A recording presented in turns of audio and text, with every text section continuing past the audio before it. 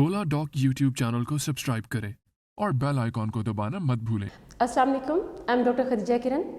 I'm consultant dermatologist and American board certified aesthetic physician. I'm a member of American Aesthetic Academy, USA. I graduated in 2002 from Bahria University. Then I moved to Dubai and I had been working there and in Qatar as well.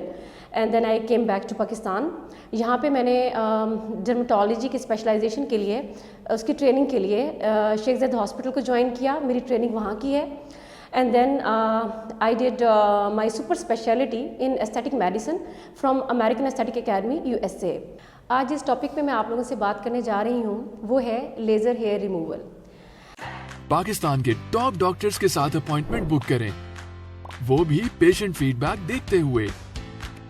लाखों लोगों की तरह पाकिस्तान के सबसे बड़े doctor network का फायदा उठाएं और आज ही ओला डॉक ऐप डाउनलोड करें। ओला डॉक, डॉक्टर का अपॉइंटमेंट आसानी से। सबसे पहले तो हमारे लिए ये जानना ज़रूरी है कि लेज़र हेयर रिमूवल के लिए पेशेंट्स क्यों आते हैं, वो क्या वजूहात हैं जिसकी वजह से लेज़र हेयर रिमूवल की ज़रूरत पड़ जाती है। तो उसका रीज़न है गैर ज़रूरी बाल जो कि आपको कुदरत ने अता नहीं किए, लेकिन ड्यू टू सम रीज़न्स आपके चेहरे पे या आपकी बॉडी पे वो बाल उग गए। अगर तो वो फीमेल्स में हों, उनके जो कि नॉर्मल नहीं है, उन बालों को हम हर्सूटिज़म की कैटेगरी में लेते हैं। अगर वो मेल्स हजरात में होते हैं तो उसको हम हाइपरट्राइकोसिस की कैटेगरी में लेते हैं। तो सबसे पहले हम ये डिस्कस करेंगे कि गैर ज़रूरी बाल या जो फाजिल बाल वो स्पेशली इन फीमेल्स उनके रीज़न्स क्या हैं। तो सबसे पहले अगर बात की जाए फीमेल्स में तो वो है हार्मोनल इम्बैलेंस, जिसको कि गायनेकोलॉजी की लैंग्वेज में हम कहते हैं पॉलीसिस्टिक ओवेरियन सिंड्रोम, PCOS। ये वो मर्ज़ है जिसमें आपकी अंडादानी के ऊपर चर्बी की तह आ जाती है ड्यू टू हार्मोन्स या फिर ड्यू टू ओबेसिटी भी। तो होता ये है कि जब वो अंडादानी के ऊपर चर्बी की तह आ जाती है तो जो अंडे बनते हैं वो रिलीज़ नहीं हो रहे होते हैं, तो उसकी वजह से आपका ओवेरियन फंक्शन जो होता है वो डिस्टर्ब हो जाता है। ओवेरियन जो हार्मोन्स होते हैं वो डिस्टर्ब हो जाते हैं। उसकी वजह से आपको बहुत सारी मुश्किलात का सामना करना पड़ता है, जिसमें एक्ने भी है, जिसमें हर्सूटिज़म भी है और इसके अलावा बांझपन भी है। तो एक तो ये कॉज हो गई।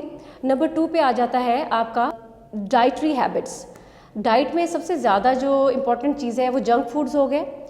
उसके अलावा चिकन हो गया, जो मार्केट में अवेलेबल चिकन है जिसको के स्टेरॉइड के इंजेक्शंस लगाए जाते हैं या ग्रोथ हार्मोन्स लगाए जाते हैं, उनकी वजह से भी ये हर्सूटिज़म का रेशो आजकल फीमेल्स में बहुत ज़्यादा देखने को आया है।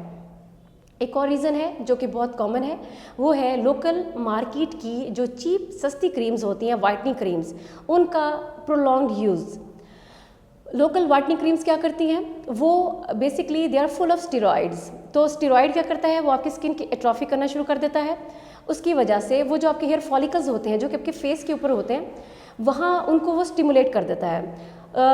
हेयर फॉलिकल्स के स्टिमुलेशन की वजह से एक्सेसिव हेयर ग्रोथ होना शुरू हो जाती है।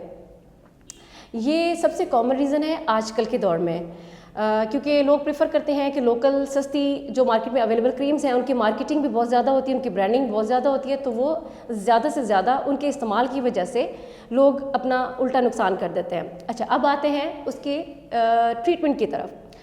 तो जब आपके गैर ज़रूरी बाल आ गए फेस पे या बॉडी पे, उसके हमें कौन कौन से इलाज या ट्रीटमेंट के कौन कौन से ऑप्शन हमारे पास अवेलेबल हैं। अगर घर में बात की जाए तो लोग प्रेफर करते हैं कि वैक्सिंग कराई जाए, थ्रेडिंग कराई जाए, शेव भी कर लेते हैं, एपिलेटर्स का भी यूज़ होता है, या फिर जो कि हम लोग रेकमेंड करते हैं दैट इज़ लेज़र। अच्छा, अब होता ये है कि जब थ्रेडिंग आप कराते हैं तो उससे पेशेंट बहुत इनकन्वीनियंट ये मेथड है। विद इन 3 to 4 डेज़ आपके बाल दोबारा से ग्रो हो जाते हैं और थोड़े से ज़्यादा मोटे भी आते हैं। एक तो ये हो गया। फिर अगर वैक्सिंग की बात की जाए तो उसके अपने साइड इफ़ेक्ट्स हैं। वैक्सिंग क्या करती है, वो पिगमेंटेशन कॉज करती है, हाइपर पिगमेंटेशन कॉज करती है, स्किन को एट टाइम्स बर्न भी कर देती है। और स्पेशली जब आपकी स्किन खिंचती है वैक्सिंग की वजह से, तो क्या होता है कि स्किन लैक्स होना शुरू हो जाती है विद एज। जब आपकी एज थोड़ी सी बढ़ने लग जाती है तो आपकी स्किन लटकना शुरू हो जाती है। तो सबसे जो कन्वीनियंट मेथड होता है to get rid of excessive hair, वो हम पेशेंट्स को ये रेकमेंड करते हैं कि वो सबसे ज़्यादा लेज़र की तरफ आएँ। Laser is a very convenient and effective method. Lasers की अगर बात की जाए तो लेज़र्स की टाइप्स बहुत सारी हैं, बहुत सारी लेज़र्स अवेलेबल हैं मार्केट में, पाकिस्तान में भी अवेलेबल हैं। सबसे पहले IPL आती है, इंटेंस पल्स लाइट, जो कि एक लेज़र नहीं है लेकिन हम उसको लेज़र की कैटेगरी में लेते हैं।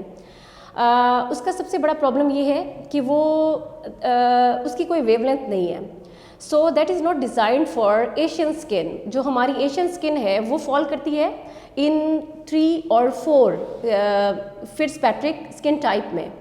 तो उसमें ये होता है कि जितने आपके डार्कर स्किन की कैटेगरी में आप फॉल करते हैं उतना ज़्यादा चांस बढ़ जाता है कि IPL या इंटेंस पल्स लाइट जो है वो आपकी स्किन को बर्न कर सकती है। अच्छा, फिर आती है डायोड लेज़र। उसकी वेवलेंथ भी हमारे लिए नहीं है, we can use it but it's not very effective way of getting rid of excessive hair for Asian skin. फिर जो एशियन स्किन के लिए जो डिज़ाइन की गई है लेज़र वो है Nd:YAG long pulse. Nd:YAG long pulse laser जो है इसकी वेवलेंथ 1064 वो सबसे ज़्यादा वेवलेंथ है। ये बहुत डीपर डाउन जाके without causing any damage to epidermis, जो कि आपकी अपर लेयर ऑफ स्किन है, उसको कोई भी डैमेज पहुंचाए बगैर आपके डीप डाउन आपके फॉलिकल्स को जाके अटैक करती है और उसको विद टाइम विद सेशंस उसको जो है रिड्यूस करना शुरू कर देती है। अच्छा, अब हम बात करते हैं कि हम सेशंस के लिए कहते हैं पेशेंट्स को कि यू नीड 4 to 6 सेशंस। तो सेशंस हम क्यों कहते हैं? बेसिकली अगर उसको यूँ समझा जाए कि हमारे बॉडी के जो भी बाल हैं, चाहे वो फेस पे हैं, चाहे आपकी बॉडी पे हैं, चाहे आपके सर के बाल हैं, वो 3 तरह की फेजेस के साथ गुजर रहे होते हैं। एक होता है ग्रोइंग फेज जिसमें बाल ग्रो हो रहा होता है। दूसरा फेज़ होता है रेस्टिंग फेज़, उसमें जितने ग्रो हो गए वहीं पे रुक गए। फिर तीसरा फेज़ होता है कि जिसमें शेड ऑफ होना शुरू हो जाते हैं। अब सारे जितने भी बाल हैं आपकी बॉडी के या आपके फेस के, वो इन सारे फेजेस से गुजर रहे होते हैं। ये नहीं होता कि सारे बाल एक ही फेज से गुजर रहे हैं। अब जब हम लेज़र लगाते हैं, एक सेशन करते हैं, उसमें आपके 10 to 15% जो बाल हैं वो आपके ग्रोइंग फेज़ में होते हैं। तो लेज़र क्या करता है, जो ग्रोइंग फेज़ में जो बाल होता है उसको टारगेट करता है। अच्छा, तो 10 to 15% बाल आपके ट्रीट हो गए इन 1 सेशन। देन सेकंड सेशन में आपके बाकी के बाल ट्रीट हो गए, थर्ड सेशन में आपके बाकी के बाल ट्रीट हो गए, सो ऑन। तो इस तरह से ये होता है कि वो मैक्सिमम बालों को टारगेट करती है लेज़र, और बालों को जो हेयर फॉलिकल्स हैं उनको वो डिस्ट्रॉय करती है और उनको टारगेट करके उनमें रिडक्शन करती है। तो होता ये है कि जब आपके 4 से 6 सेशंस कंप्लीट हो जाते हैं तो उसके बाद आपको मेंटेनेंस पे आना पड़ता है। बाल आपका पतला हो चुका होता है और बहुत ही कम हो चुका होता है क्वांटिटी में। Nd:YAG laser is very effective excessive hair growth. उसको ट्रीट करने के लिए सबसे ज़्यादा हमारी एशियन स्किन के लिए जो इफ़ेक्टिव मेथड है वो है आपकी Nd:YAG लॉन्ग पल्स लेज़र। अगर आप लोग मुझसे कंसल्ट करना चाह रहे हैं तो you can come to my clinic. मेरा क्लिनिक है ग्लैमअप बाय डॉक्टर खदीजा किरण के नाम से, जो कि लोकेटेड है जौहर टाउन लाहौर में। मेरी टाइमिंग्स हैं from 12 to 8 o'clock from Monday to Saturday. आप ओलाडॉक के थ्रू भी अपॉइंटमेंट बुक करा सकते हैं और वीडियो कंसल्टेशन भी अवेलेबल है ऑन ओलाडॉक।